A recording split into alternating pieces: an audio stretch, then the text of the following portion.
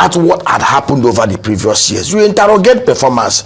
And now, based on that, but what they simply did was to bring out the 2023 budget, fleshing it, just do some abracadabra percentage increase over what they did last year. And that is it. And they took it, the president signed, and see, I feel sorry for Nigerians. The National Assembly rushed to pass the 2024 budget, and of which many Nigerians has been complaining about the manner at which the budget was presented to the National Assembly. We all saw how they were singing song of allegiance to the president, and which came with a lot of criticism to the National Assembly.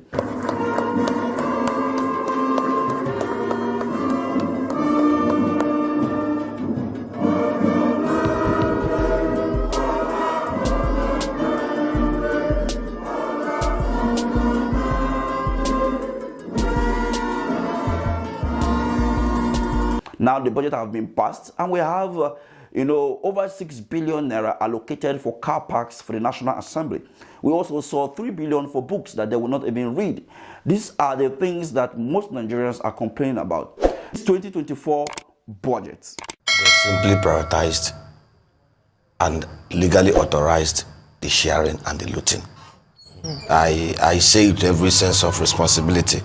If you look at that budget, it's very depressing. And you are even talking about cars and the 20 billion naira budgeted to refurbish and build new houses for those already reeking in luxury, the president and vice president. You didn't even look at the place where they budgeted 6 billion for car park, 6 billion for car park, 3 billion for books. How many of them can even read?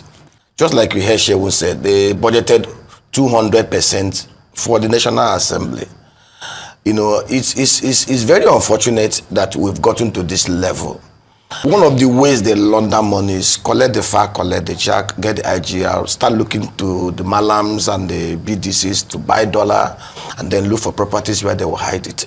And every day we claim we are fighting corruption. That budget was simply putting a legislative seal on what they just want to take, share, and distribute among themselves, because it does not make any sense. What do you think about this whole drama of the National Assembly passing the budget on time while they did not scrutinize the budget carefully as they ought to be, and as well inflating some of the figures in the budget?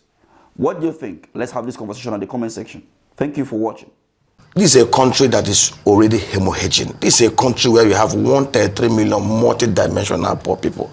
This is a country where insecurity is at its heel. You saw the report that was released the other day. Nigeria is second to Afghanistan in terms of corruption. And we know that at the root of the corruption in Nigeria is the current structure that we run. Between 1960 to 1966, we ran a republic that had lean cost of governance. In fact, the pecs and salaries of public office holders were tied to that of the civil service. Legislators were part-time. You had men like Sir Louis Odimego Ojukwu, reputed then to be the richest man in Africa, as a member of parliament. He didn't go to parliament because he wanted to go there to enrich himself. He was chairman of 15 corporations. He went there to enrich discussions. He went there to make laws that will add to the value of life for the people. You had a young guy that was 39, Dr. Michael Obada, as the premier of Eastern Nigeria, old Eastern Nigeria. Between 1959 to 1966, he built 214 kilometer industrial belts. He got consultants from the US. He built an economy that was growing consistently at about 9% GDP per annum. He didn't have the benefit of the fossil fuel revenue. He was using palm oil, coal from Enugu and all those stuff. This young man then, 39, he wasn't 50, he wasn't 60 when he became premier, had an efficient regional police force that was more efficient than the federal police. So much that when they were looking for people that would go and make peace at Congo Democratic Republic, they came to take the Eastern Regional Police. There wasn't like banditry, nothing like insecurity, nothing like kidnapping, nothing like militias, nothing like unknown gunmen. Then you can enter Port Harcourt, a truck, and go all the way to Kano all night. Nobody will molest you. Today, we have corruption and insecurity, which is the two demons staring us in the eyes. And to tackle insecurity, we must slay corruption. And you saw what they said. They also included 100 million naira for school feeding. If you do not empower the parents of the student, how do you now want to feed them? This is dehumanizing. I've never, Chief Olusegun Obafemi Awolowo had an education system in the old Western Nigeria that was very efficient. Yeah. They had a school feeding program. It's not this kind of Babi al-Almajiri thing they're doing for Nigerians.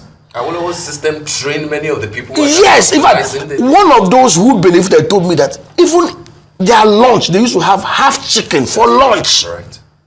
Correct. There was competition between the north, the southwest, the old west, the middle belt, the midwestern region. There was healthy competition. You could